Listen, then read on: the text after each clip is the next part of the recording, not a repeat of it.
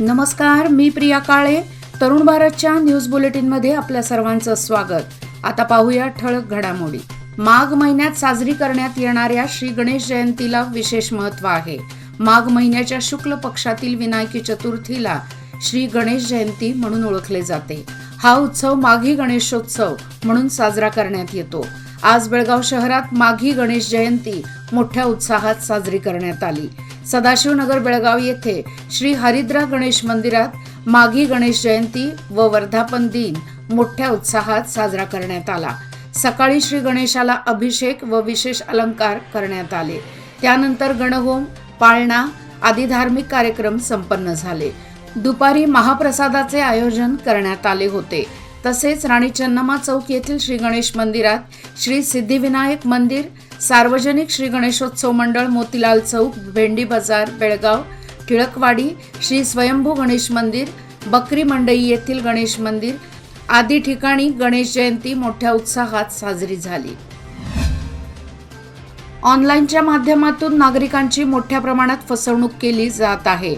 मार्केटिंगच्या नावाने पैसे दामदुप्पट करण्याचे आमिष दाखवून लूट केली जात आहे. नागरिकांची अशा प्रकारची लूट होताच तात्काळ 1930 या क्रमांकावर तासाच्या आत माहिती देऊन तक्रार दाखल केली पाहिजे, तरच सायबर गुन्हेगारांना रोखणे शक्य आहे. लूट झालेली रक्कम गोठवता येते.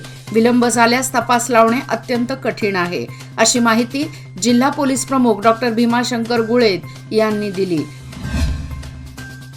बेळगाव रेल्वे स्थानकावर छत्रपती शिवाजी महाराज व घटनाकार भारतरत्न डॉ. बाबासाहेब आंबेडकर यांचे भित्तिचित्र कायमस्वरूपी बसवा, अन्यथा तीव्र आंदोलन छेडू, असा इशारा श्रीराम सेना हिंदुस्थानचे अध्यक्ष व महाराष्ट्र एकीकरण समितीचे नेते रमाकांत कोंडुस्कर यांनी प्रशासनाला दिला आहे. यापूर्वी दलित संघटन व शिवसैनिकांनी या मागणीच्या पूर्ततेसाठी आंदोलन केले असता केंद्राने याची दखल घेतली होती.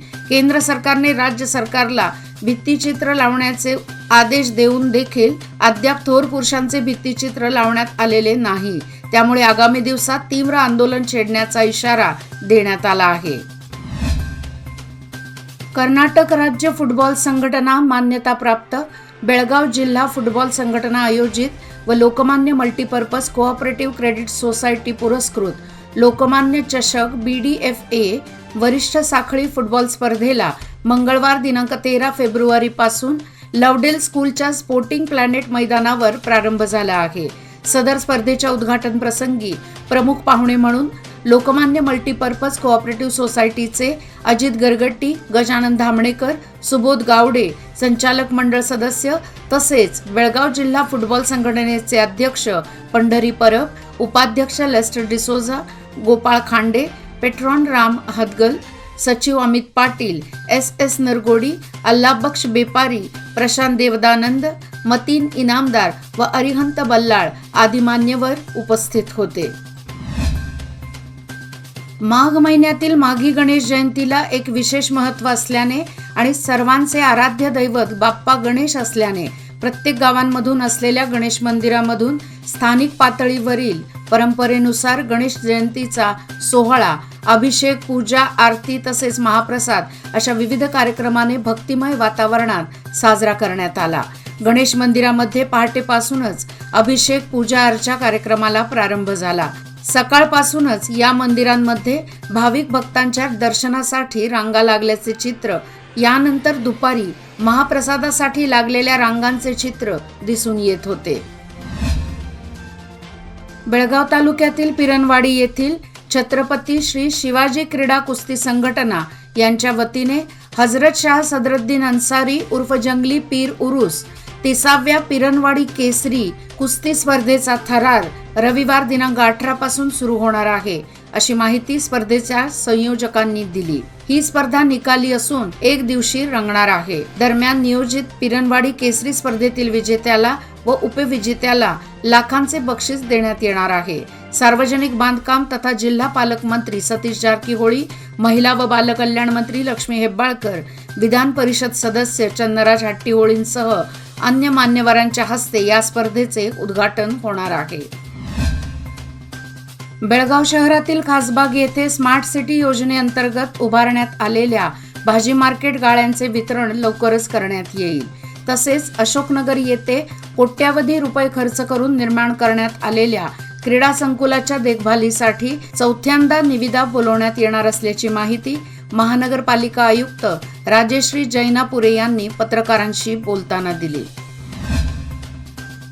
शहरातील फुलबाग गल्ली परिसरात ड्रेनेजचे चेंबर ब्लॉक होऊन ते पाणी विहिरींना मिश्रित होत आहे. याचबरोबर नळालाही दूषित पाणी येत आहे. तेव्हा तातडीने ड्रेनेजच्या चेंबरची दुरुस्ती करावी अशी मागणी महापालिका सार्वजनिक बांधकाम खात्याच्या अभियंत्यांकडे करण्यात आली आहे. गेल्या अनेक वर्षांपासून ड्रेनेजचे पाणी विहिरींना मिसळत आहे. नळांनाही दूषित पाणी येत आहे. त्यामुळे आरोग्याच्या समस्या निर्माण होत आहेत. याबाबत यापूर्वीच निवेदन देण्यात आले होते, मात्र त्याकडे दुर्लक्ष करण्यात आले. त्यामुळे पुन्हा हे निवेदन देण्यात आले आहे. नारायण सावंत, सुनील जाधव यांनी हे निवेदन दिले असून तातडीने दुरुस्ती करावी, अन्यथा तीव्र आंदोलन करू असा इशारा देण्यात आला आहे. राज्यातील समुदाय आरोग्य केंद्रांमध्ये कंत्राटी तत्वावर सेवा बजावणाऱ्या आरोग्य अधिकारी व कर्मचाऱ्यांकडून विविध मागण्यांच्या पूर्ततेसाठी दिनांक 15 पासून बेंगळूर येथील फ्रीडम पार्क येथे बेमुदत कालावधीसाठी धरणे आंदोलन हाती घेण्यात येणार आहे. अनेक वेळा सरकारकडे मागण्यांच्या पूर्ततेसाठी पाठपुरावा करूनही दुर्लक्ष करण्यात आले आहे. त्यामुळे हा निर्णय घेण्यात आला असल्याची माहिती अखिल कर्नाटक राज्य समुदाय आरोग्य NHM कंत्राटी नोकर संघाच्या बेळगाव जिल्हा पदाधिकाऱ्यांकडून देण्यात आली. सांब्रा येथील श्री महालक्ष्मी यात्रेसाठी रथ बांधणीच्या कामाचा आज दुर्गादेवी मंदिर आवारात शुभारंभ करण्यात आला. तब्बल 18 वर्षांनंतर सांब्रा गावची श्री लक्ष्मी यात्रा होणार आहे. यात्रेसाठी 70 फूट उंचीचा लाकडी रथ बसवण्यात येणार आहे.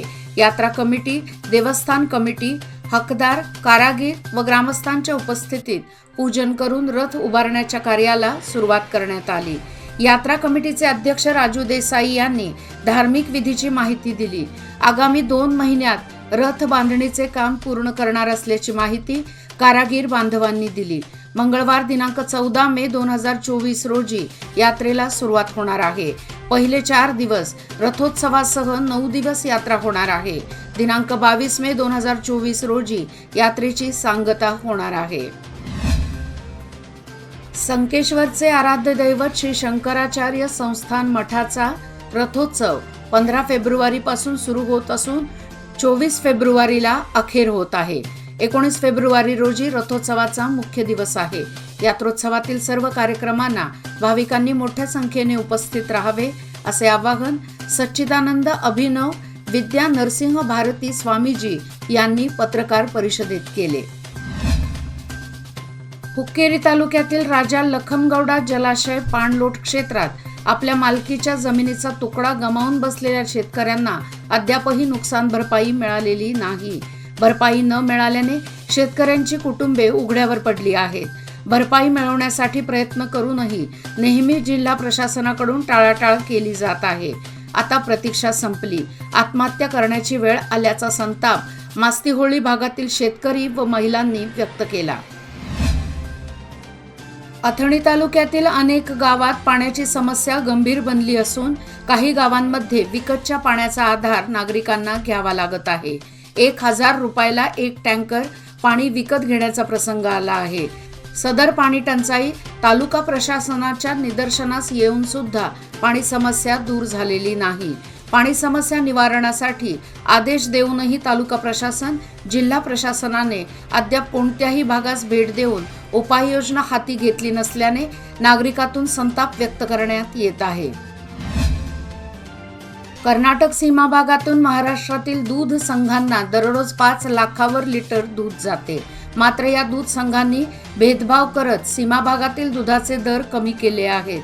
हा शेतकऱ्यांवर अन्याय असून 25 फेब्रुवारीपर्यंत हा आदेश दूध संघाने मागे घ्यावा, अन्यथा त्यानंतर तीव्र आंदोलन करण्याचा इशारा रयत संघटनेचे राज्य कार्याध्यक्ष राजू पवार यांनी दिला आहे.